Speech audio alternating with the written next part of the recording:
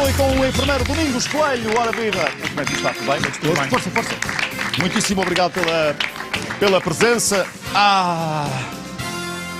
Estava-se bem em Menorca. Estava-se bem. Não é? Acho Estava-se que sim. bem. Parece-me um belíssimo destino, uma belíssima opção. Sendo que cá dentro também temos belíssimas opções. Quando falo cá dentro, estamos a falar naturalmente de Portugal. E provavelmente muitas pessoas procuram para as férias, tendo como destino a praia. Mas atenção, há que ter alguns cuidados porque há, de facto, alguns perigos que a própria praia esconde, não é? Bom dia, Ricardo. Bom dia a toda a gente. Na realidade, a praia, o mar, o sol, quem é que não gosta? Lembrámos-nos quando éramos pequenos, Claro. todos animados, os irmãos, com os apetrechos todos para a praia, e era lá que se faziam grandes brincadeiras. 3 meses, Importantes. muitas vezes, não é? Muitas vezes, na companhia dos pais, dos tios, ou de alguém que nos acompanhasse. Quem nos levasse, estava Mas tudo na bem. realidade, o simples mar, a água, estão escondidos perigos que muitas vezes, se os pais, que são eles responsáveis, ou o adulto que acompanhar aquelas crianças, não estiverem atentos, muitas vezes aquilo que seria para brincar pode ser prejudicial. O mar acontece com isto, o sol, através das queimaduras solares, se passarmos tempo excessivo, por exemplo, a nível da exposição solar, a própria areia, que muitas vezes se escondem pedras e outras vezes latas e coisas que os adultos lá deixam porque se esquecem de deitar no saquinho do lixo. E depois, tudo que tem a ver com a alimentação e a hidratação, que é o aspecto talvez mais importante e que muitas vezes nós descuramos porque esquecemos-nos de beber. Falava na areia, eu julgo que algumas brincadeiras que se realizam, e sobretudo com os mais pequenos, se não estiverem devidamente vigiados, podem igualmente ser muito perigosas. Algumas das brincadeiras, quando fazem Sim, quando por exemplo... túneis, quando se colocam no interior, quer dizer, se não estiverem a ser vigiados, depois já não se sabe onde eles estão. Onde eles estão, Não é? claro. Eu cresci à beira-mar. Não é? Nós íamos para a praia da Barra e da Costa Nova. Justamente, brincar. beira-mar. Beira-mar. E nós nunca tínhamos esse problema, encontrávamos sempre, porque nós enterrávamos na areia e deixávamos a cabeça de fora. Só... Está bem. Portanto, era fácil a malta. Está ali. Ok. É. Pensamos que isso pode ser inofensivo, mas na realidade Não é nada. a compressão em termos torácicos Não levem a sério. Pois, isto deve ser didático. Mas não é, nesta parte não é.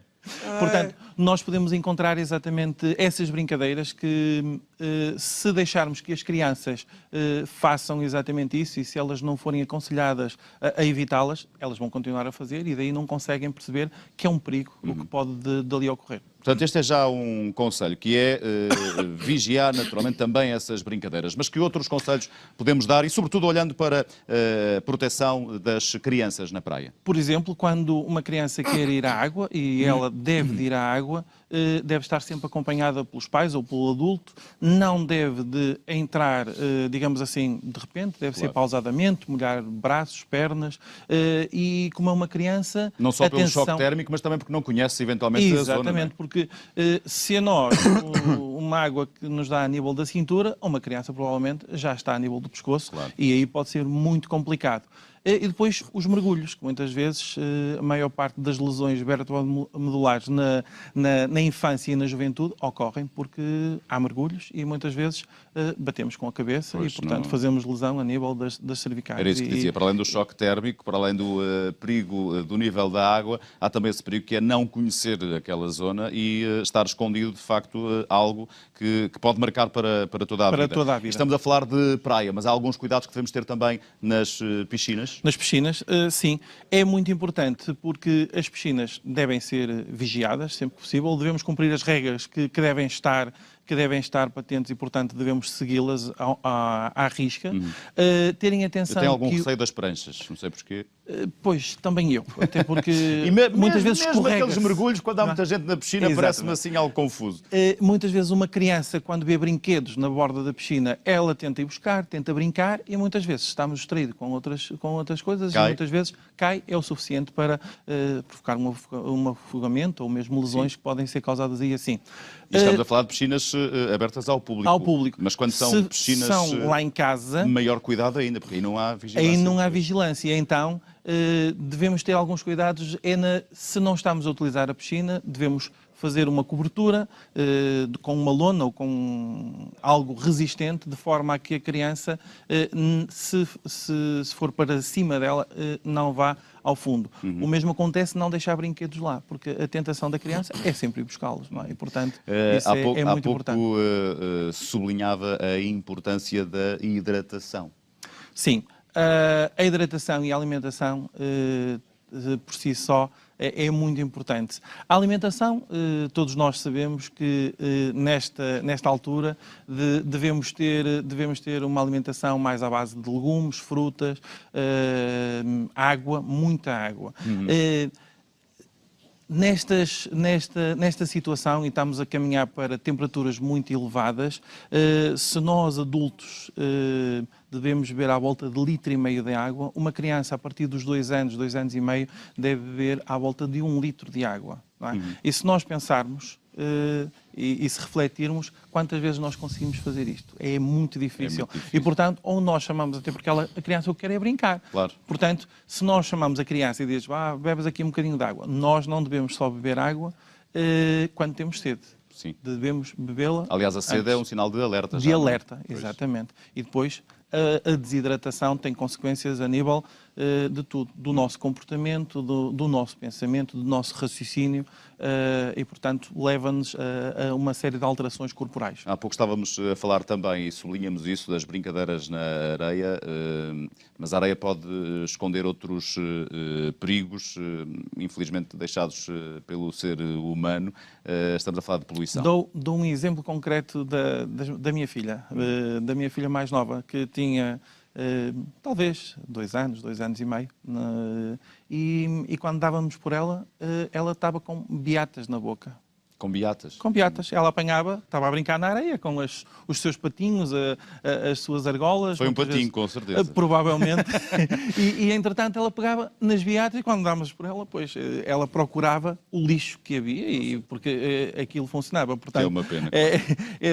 As beatas, muitas vezes, o lixo que as pessoas levam e as bolas de Berlim hoje em dia estão espalhadas aí assim pelas praias, não é? As quantidades de açúcar, que não é benéfico, mas ok, estão lá. E depois tem os saquinhos de plástico que as pessoas esquecem, muitas vezes lá caídos, e as beatas, garrafas, entre outras coisas. Perante tantos cuidados e perigos, como é que nós podemos, à partida, perceber que a praia é segura, estar pelo menos minimamente confortáveis com levar uma criança para a praia? Sim, à partida temos que recorrer àquelas praias que ouvimos falar, nas praias com bandeira azul. Certo.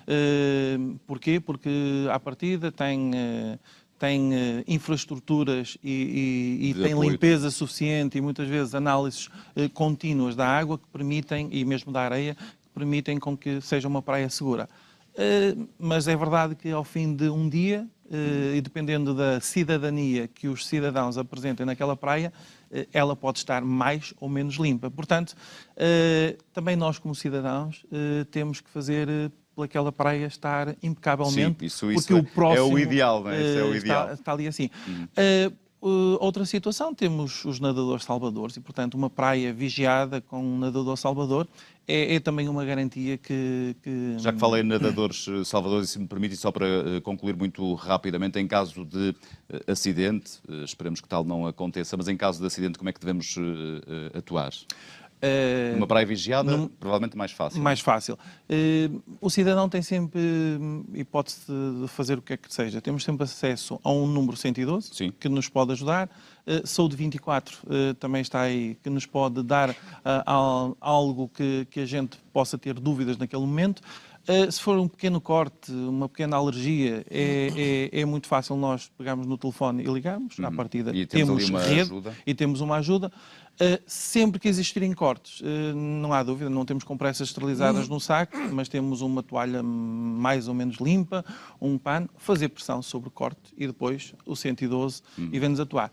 Se for uma questão de afogamento, não nos devemos expor Aos perigos, mesmos perigos, aos não é? mesmos perigos que aquela vítima já está, Pois é. alertar o nadador salvador, sendo que alguém nunca perca de vista, digamos assim, a possível vítima, porque isso será muito importante para Localizar. Ok. Muitíssimo obrigado. São conselhos Obrigado, muito Ricardo. úteis. Muitíssimo obrigado. Agora que estamos todos a pensar também na praia e o fim de semana está à porta e o tempo está agradável, portanto, podem e devem saber mais em www.ordemenfermeiros.pt. Este é o espaço Ninguém está sozinho, justamente em colaboração com a Ordem dos Enfermeiros.